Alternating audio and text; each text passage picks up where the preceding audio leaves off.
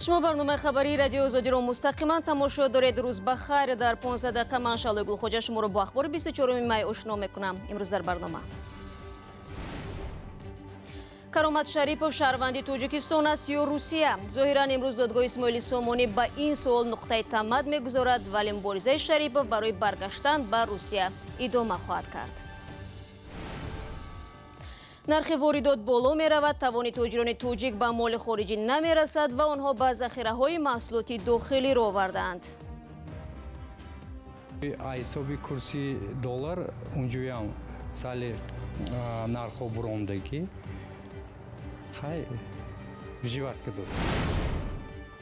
бартарӣ ва мушкилоти хонаводаҳои серфарзанд дар чист ва чаро ҳоло занони тоҷик ба танзими оила авлавият медиҳанд? хай зиндагӣ қиин буд.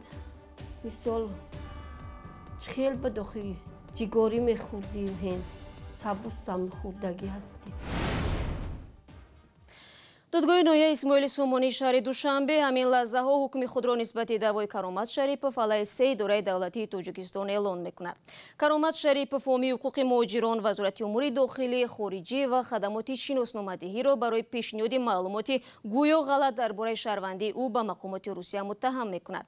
Ба қавли ӯ ҷониби Душанбе соли гузашта ба мақомоти Русия гуфтанд, ки вай шаҳрванди Тоҷикистон аст, дар ҳоле ки худи Каромат Шарипов иддао дорад, ки пас аз пошхӯрии Иттиҳоди шӯравӣ ва استقلال کشور هیچ وقت شهروندی و شناسنامه تاجیکستان را نگرفته بود.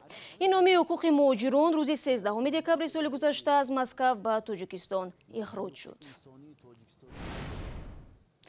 баъди тақрибан 3 моҳи заҳролудшавӣ дар шаҳри Солсбери, Британия, Юлия Скрипал, духтари Сергей Скрипал, ҷосуси собиқи Русия, дар рӯбарӯи камера суҳбат кард. падару духтар рӯзи 4 марти имсол аз гази фалаҷкунандаи асаб навичок заҳролуд шуда ба бемористон интиқол ёфтанд.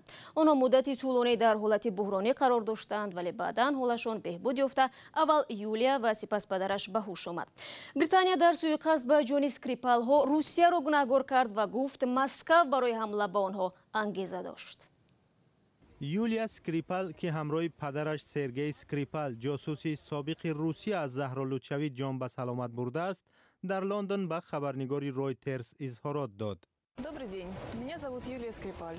рӯз бахайр, ман Юлия Скрипал ҳастам. 3 март чун солҳои пеш барои дидорбинии падарам ба Британия омадам. баъди 20 рӯзи беҳушӣ фаҳмидам, ки ҳардуи моро заҳролуд карданд. барои ман то ба ҳол дарки он ки нисбати мо чӣ суиқасд шудааст мушкил аст. хушбахтона мо зинда мондем. давраи шифоёбӣ оҳиста ва хеле дарднок мегузарад. оне ки дар мавриди мо гази фалаҷкунандаи асаб истифода шудааст бисёр такондиҳанда аст. ман намехоҳам тафсилот бидиҳам, вале танҳо ҳаминро метавонам бигӯям, ки муолиҷа дарднок ва хастакунанда буд. من از همه کارمندان مهربان بیمارستان سالزبری بسیار منندارم. همچنین به همه آنهایی که در روز حمله به ما در کوچه کمک کردند تشکر می‌گویم. من از بیمارستان 9 اپریل رخصت شدم، ولی طبابت تا هنوز ادامه دارد. زندگی من کاملا تغییر یافت و حالا کوشش دارم با این دیگرگونی‌های جسمانی و روانی مطابق شوم. با همین روز زندگی کنم و برای کاملا به پا خستن پدرم کمک کنم. در آینده نزدیک امیدوارم به کشورم برمیگردم. تصمیم گرفتم که برای روشنی انداختن به چند مسئله و دادن اظهارات کوتاه دوره‌ای برقرارسازیم را متوقف کنم. از شما خواهش میکنم که پیش از همه به حیات شخصی من و پدرم احترام گذارید. برای کاملا برقرار شدنمان و درک واقعیت واقعا هم وقت لازم است. من به سفارت روسیه برای پیشنهاد کمک منت دارم، ولی در این زمان برای قبول کمک آنها آماده نیستم. طوری که در اظهارات قبلی هم گفته بودم، و جز خود ما هیچ کس نباید از نام من و پدرم گپ زند. من باری دیگر میخواستم به همه آنهایی که در این دوره دشوار حیاتم کمک رسانیدن تشکر کنم. فعلا برایم شفا یافتن من و پدرم در اولویت. هنوز سبب سوءقصد به جان یولیا و پدرش سرگئی اسکریپال ناروشن باقی میماند. روسیه دست داشتنش در این قضیه را رد میکند. бармегардем ба тоҷикистон. арзёбиҳои тахминии тиббӣ дар тоҷикистон нишон доданд ки бисёре аз гирифторони бемории вируси норасоии масъулияти бадан аз бемории худ хабар надоранд. бехабарие ки метавонад талошҳои давлат барои пешгирӣ аз густариши вирус дар тоҷикистонро камасар кунад. дар кишвар токунун беш аз 9000 нафар гирифтори вируси норасоии масъулияти бадан ҳастанд ва ин мавзӯъро ҳамкорам Тоири Сафар таҳлил кард. Тоир, салом. шумо қабл аз барнома гуфтед ки бар асоси арзёбиҳо дар Тоҷикистон тақрибан 16000 нафар ба вируси норасоии масъулияти бадан гирифторанд ва нисфи зиёдашон намедонанд ки беморанд. воқеан ин теъдод зиёд нест? салом шало. бале, дар арзёбиҳои тиббӣ ин рақам омадааст, вале мақомот мегӯянд ин омор тахминист ва мумкин аст теъдоди гирифторони вирус ба маротиб камтар бошад, аммо худи он ки теъдоди зиёде аз бемориашон огаҳ нестанд ташвишовар аст, зеро ба гуфтаи мақомот ин мардум ва бахусус муҳоҷироне ки аз Русия бемориро меоранд метавонанд ноогаҳона ҳамсар ё дигар аъзои хонаводаро бемор кунанд ва ин гуна ҳолатҳо зиёд шуданд. ва як нафаре ки роҷеъ ба ин масъала худаш бо мо суҳбат кард аз шавҳари муҳоҷираш сироят шудааст. хуб, сабабҳои аслии бехабарии гирифторон аз бемориашон чӣ аст? табибон мегӯянд аз бас ки вируси норасоии масъулияти бадан аз худ ба осонӣ ва зуд дарак намедиҳад, инсон намефаҳмад ки бемор аст. ба қавли табибон, агар инсон зуком шавад зуд таб мекунад, аммо таъсири вирус баъд аз муддати тӯлонӣ зоҳир мешавад. дигар ин ки ба гуфтаи Таъмина Ҳайдарова, раҳбари созмони занони гирифтори вируси норасоии масъулияти бадан дар Тоҷикистон, мардум дар кишвар то замоне ки ба қавли ӯ аз пой наафтанд аз ташхиси тиббӣ намегузаранд ва ё агар хоҳанд ҳам барои ташхис пул надоранд. аммо мақомот чӣ мегӯянд? барои ошкор кардани беморону муолиҷаи онҳо чӣ тадбир меандешанд дар маҷмӯъ? дар воқеъ Тоҷикистон дар миёни он кишварҳои ҷаҳон аст ки дар он дар як даҳсолаи ахир теъдоди гирифторони вирус 25% афзудааст ва токунун бештар аз 2000 нафар низ бар асари беморӣ фавтиданд. мақомот мегӯянд барномаҳои зиёде барои пешгирӣ аз доман задани бемориро бо кӯмаки созмонҳои байналмилалӣ иҷро мекунанд ва солона бештар аз 5 миллион нафар дар Тоҷикистон аз ташхиси тиббӣ мегузаранд ва бахусус муоинаи пеш аз издивоҷ ки имкон медиҳад гирифторон ошкор шаванд. фақат чанд созмони ҷамъиятӣ дар ҳамин 5 ҷумаи гузашта баъд аз ташхиси бештар аз 1000 нафар 6 нафари гирифтор ба бемориро пайдо карданд ки худашон намедонистанд беморанд. сипос Тоир, ва танҳо ҳаминро метавон илова кард ки мутаассифона то имрӯз 300 кӯдак дар Тоҷикистон ба ҳар васила ба бемории вируси норасоии масъулияти бадан гирифтор шуданд. барномаро идома медиҳем. тибқи оморҳои расмӣ дар 3 моҳи аввали имсол савдои хориҷии Тоҷикистон тақрибан 3 баробар афзоиш ёфтааст. агарчи маблағи содирот чандон зиёд нест, вале воридоти маҳсулоти хориҷӣ хеле болост. чаро чунин аст? ҳамкорони мо аз телевизиони «Настоящее время» таҳлил карданд. рустам фурӯшгоҳи масолиҳи сохтмонӣ дорад ва 80% молро аз хориҷа ворид мекунад. ба гуфтаи ӯ ба фарқ аз як соли пеш нархи маҳсулот аз 15 то 20% боло рафтааст. аз ин хотир муштариҳо дар ҷустуҷӯи маҳсулоти дохилӣ шуданд. ҳисоби курси доллар унҷоям сали нархо буромдагӣ хай живат кадоси воридоти молу коло ба Тоҷикистон дар муқоиса ба 4 моҳи соли гузашта аз 730 миллион доллар ба 1 миллиарду 602 миллион расидааст. ин тамоюлро то андозае ба қимат шудани маҳсулоти воридшаванда рафт медиҳанд. аз тарафи дигар ба гуфтаи коршиносон муҳоҷирон ба ватан пули зиёдтар интиқол доданд ва мутаносибан хариди молҳои хориҷӣ ҳам афзоиш ёфтааст. маҳсулоти хориҷӣ асосан аз ҳисоби пули муҳоҷирон ба кишвар ворид мегардад.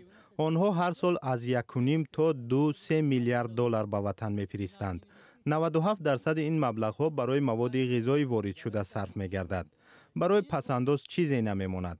албатта ин омил баёнгари он аст ки фарқият дар тавозуни тиҷорӣ ба иқтисодиёт ва дар маҷмӯъ ба вазъи зиндагии мардум таъсири манфӣ мерасонад. содироти мол аз Тоҷикистон нисбат ба соли гузашта 11% боло рафта 35 миллион долларро ташкил дод.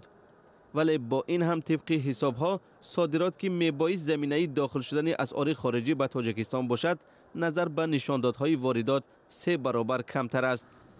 иқтисодшиносон мегӯянд تاجیکستان باید صادرات محصولات آماده را بیشتر کند.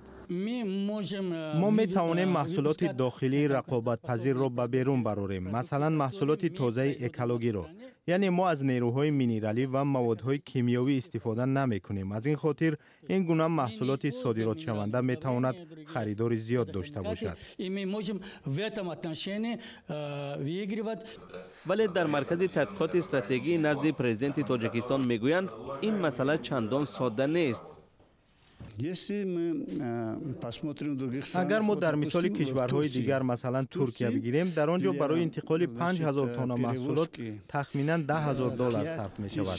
ولی اگر ما یک ماشین را به قزاقستان بفرستیم، این الکی $5,800 می شود. اگر یک واگن باشد $10,000. ما این گونه مشکلات داریم.